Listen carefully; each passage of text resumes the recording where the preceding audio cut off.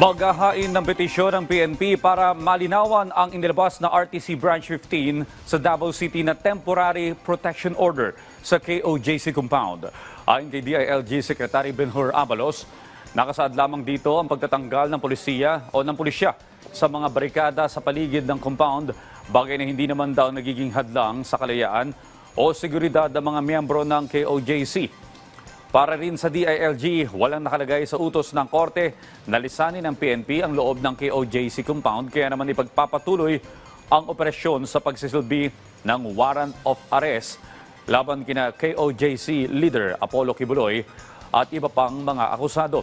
Ganito rin ang pananaw ng PNP at ang inilabas na order ay hindi para pigilan ang kanilang mandato sa paghahain ng warrant, bagay na kanilang ipagpapatuloy alinsunod sa legal na proseso at karapatang pantao.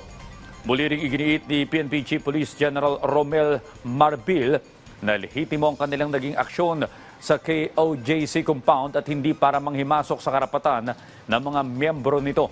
Sa kabila naman ng magkaibang pananaw, itinuturing ng legal counsel ng KOJC na si Attorney Israelito Torion na magandang development ang temporary protection order mula sa korte. Ngunit umaasa siyang lilisanin na ng mga pulis ang kanilang compound.